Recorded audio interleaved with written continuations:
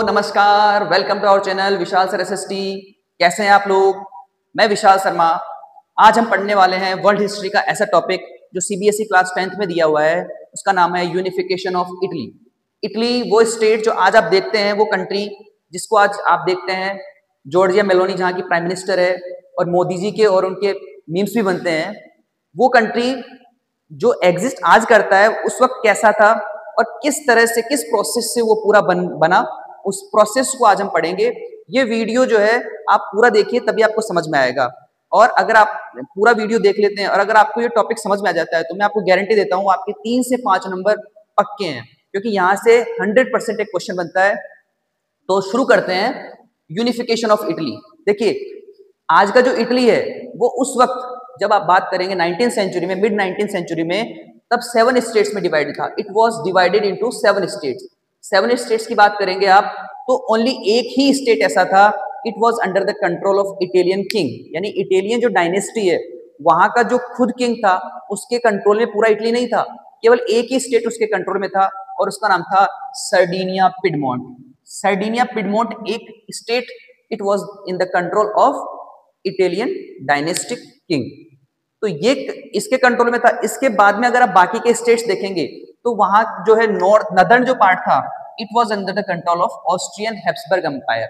यानी Austrian Habsburg मतलब Austria जो है, वहां पर जो डायनेस्टी थी उसने क्या किया हुआ था, नॉर्थ पार्ट को ऑक्यूपाई किया हुआ था। जर्मनी का यूनिफिकेशन जब आप देखेंगे तो वहां पर भी हमने देखा था कि जर्मनी के स्टेट्स को ऑस्ट्रिया जो है ऑक्यूपाई करना चाहता था। ऑस्ट्रिया ये चाहते, मतलब most of the countries they wanted the resources. तो उन रिसोर्सेज को लेने के लिए सभी लोग क्या करते थे, दूसरे कंट्रीज के जो स्टेट्स थे उनको अपने कंट्रोल में ले लेते थे। तो ऐसा ही किसने किया, ऑस्ट्रियन हैब्सबर्ग एम्पायर ने किया। ऑस्ट्रियन हैब्सबर्ग जो है उसने क्या किया, नॉर्थ पार्ट को अपने कंट्रोल में ले लिया। नॉर्थ पार्ट किसके कंट्रोल में है, ऑस्ट्रियन हैब्सबर्ग के।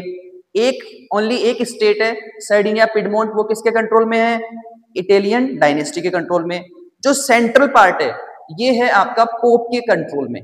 पोप मतलब आपने 9th क्लास में हिटलर जो है उसके बारे में पढ़ा होगा, वहां पर है ज्यूज। तो जो ज्यूज है उनका जो स्पिरिचुअल हेड है उसे बोलते हैं पॉप। तो पॉप जो है वो वैसे तो चर्च में होता है, तो चर्च में जो पॉप था उन्होंने सेंट्रल पार्ट को अपने कंट्रोल में किया हुआ था, मतलब वो वहां पर रूल कर रहे थे। तो सेंट्रल पार्ट पोप के अंडर में था। जो साउथ पार्ट है वो स्पेन के कंट्रोल में था। वहां पर थे द किंगडम ऑफ 2 सिसिलीज। जो द किंगडम ऑफ 2 सिसिलीज था, it was under the control of Spain. और स्पेन में कौन सी डायनेस्टी थी, द बर्बन डायनेस्टी। तो वहां पर जो बर्बन किंग्स हैं उन्होंने द 2 स्टेट्स ऑफ सिसिलीज को अपने कंट्रोल में किया हुआ था। तो इस तरह से इटली जो है वो अलग अलग स्टेट्स में डिवाइड था। अब ये यूनिफाई कैसे हुआ, तो जिस तरह से जर्मनी के यूनिफिकेशन में आर्किटेक्ट का काम किया ओटो वॉन बिस्मार्क ने, वैसे ही यहाँ पर इटली के यूनिफिकेशन में आर्किटेक्ट का काम किया आपके काउंट कैमिलो दे कैवर ने। बेटा ये क्वेश्चन भी कई बार बन चुका है कि who was the architect of Italian unification. तो इटली के यूनिफिकेशन में सबसे बड़ा रोल किसका था, काउंट कैमिलो दे कैवर का। ये कौन था, ये आपका सर्डिनिया पिडमोंट का कमांडर इन चीफ था या चीफ मिनिस्टर था। ठीक है, ये जो चीफ मिनिस्टर था काउंट कैमिलो दे कैवर, इसने क्या किया, ये बहुत डिप्लोमेटिक था। अब मतलब इसका ये समझ सकते हो आप कि ये जो है दूसरे कंट्रीज के साथ कैसे रिलेशंस होने चाहिए, उस मामले में इसको बहुत अच्छी समझ थी। इसको फ्रेंच लैंग्वेज भी आती थी, इसीलिए इसने क्या किया, जो फ्रांस है उसके साथ एक अलायंस किया। फ्रांस जो है उसके साथ इसने एक अलायंस किया और वो अलायंस के साथ डिप्लोमेटिक अलायंस।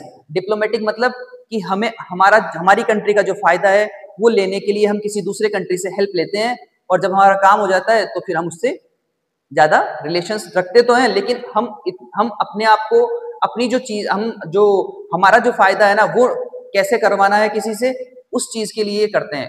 क्योंकि आजकल भी आप जानते हो कि ज्यादातर लोग डिप्लोमेटिक हो गए हैं। सोसाइटी में आपके आसपास भी लोग दिखेंगे ना, वो सब डिप्लोमेटिक ही हैं। वो चाहते हैं कि उनका फायदा हो जाए, उसके बाद फिर आप जाओ भाड़ में। तो ऐसा जो है काउंट कैमिलो दे कैवर जो है वो क्या चाहता था कि कैसे भी करके हमारे जो राजा हैं उसको कैसे करके जो पूरा इटली है वो यूनिफाई हो जाए और वो उसके राजा बन जाए। तो ये इसका फायदा देखने के लिए इसने क्या किया, जो फ्रेंच आर्मी है उसके साथ एक अलायंस किया। अलायंस तो आपको समझ में आता होगा कि दो लोग मिलकर जो है कोई काम करना चाहते हैं, आइडियोलॉजिकल जो है आइडियोलॉजिकली अगर भले से अलग अलग हों लेकिन वो एक काम के लिए साथ आ जाते हैं।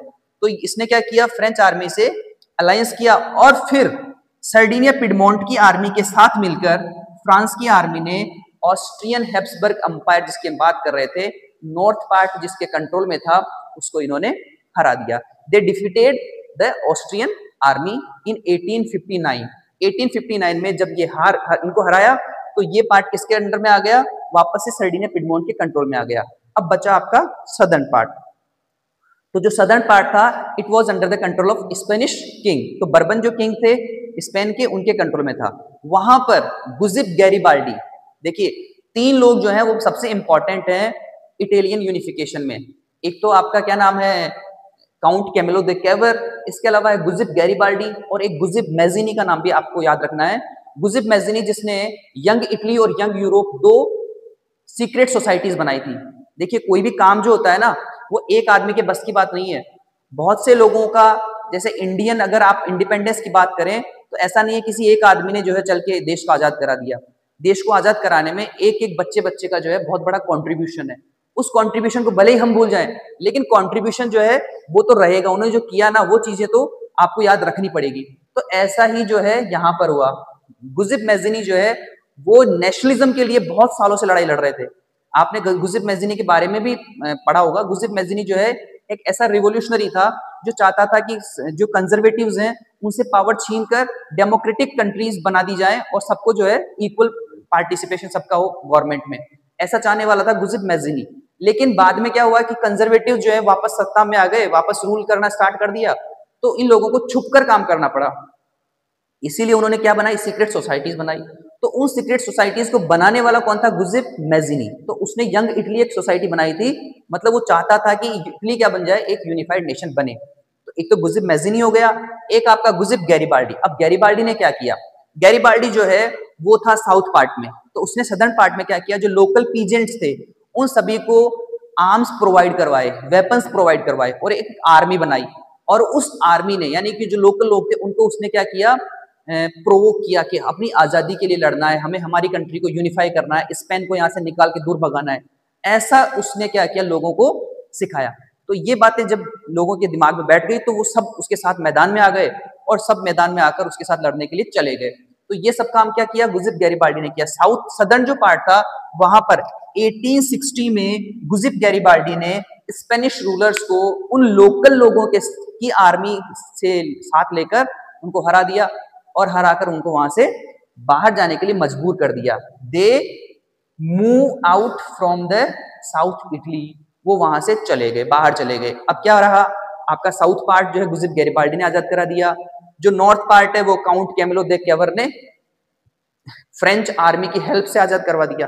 अब क्या बचा, सेंट्रल पार्ट किसके कंट्रोल में है, पॉप के कंट्रोल में। तो पॉप जो है वो इतना जो है डेस्पोटिक रूलर नहीं था, उसने कहा कि ठीक है अगर सभी लोग एक हो गए हैं तो मैं भी आपके साथ ही मिल जाता हूं। तो जो सेंट्रल पार्ट है वो ऑटोमेटिक किसमें आ गया, इटली के बीच में आ गया। तो इस तरह से क्या बन गया, पूरा कंप्लीट इटली बन गया। और 1861 में फाइनली विक्टर इम्मानुएल सेकंड जो इटालियन किंग था, जो कि पहले से ही सर्डिनिया पिडमोंट का राजा था, वो इटालियन डायनेस्टी का राजा था, उसी इटालियन डायनेस्टी के राजा को क्या बनाया गया, इटली का राजा बनाया गया। तो he proclaimed the king of Italy. इस तरह से मेरे दोस्तों इटली जो है वो यूनिफाई हुआ। ये जो पूरे टॉपिक है ये आपके 5 नंबर का क्वेश्चन है, 5 मार्क्स का क्वेश्चन है। यहां से अगर शॉर्ट क्वेश्चंस भी बनते हैं ना तो आप इन टॉपिक्स में से ले सकते हैं, जैसे when did Sardinia Piedmont defeated Austria 1859, किसके साथ उनका जो है अलायंस हुआ, फ्रेंच आर्मी के साथ हुआ, लीडर कौन था, count Camillo di Cavour. Specially अगर आपको मैं बताऊं तो 3 लोग जो है वो आर्किटेक्ट में जो है आर्किटेक्चर माने जाएंगे इटली के यूनिफिकेशन के, गुजिप मैजिनी, गुजिप गैरिबाल्डी और काउंट कैमिलो दे कैवर। तो इस तरह से इटली का यूनिफिकेशन हुआ। मुझे लगता है कि आपको पूरा समझ में भी आ गया होगा, और अगर वीडियो जो है अगर आपने पूरा देखा होगा तो डेफिनेटली समझ में आएगा। ठीक है, तो आप लोग जो है अगर आपको चैनल पे नए आए हैं तो चैनल को सब्सक्राइब करिए प्लीज, ताकि आपको आगे आने वाले वीडियोस के नोटिफिकेशंस मिले। बेल आइकन प्रेस कर देना ताकि नोटिफिकेशंस मिले। वीडियो पसंद आए तो लाइक जरूर करना और अपने दोस्तों को शेयर करिए ताकि उनको भी ये चीजें समझ में आ सके। Thank you so much.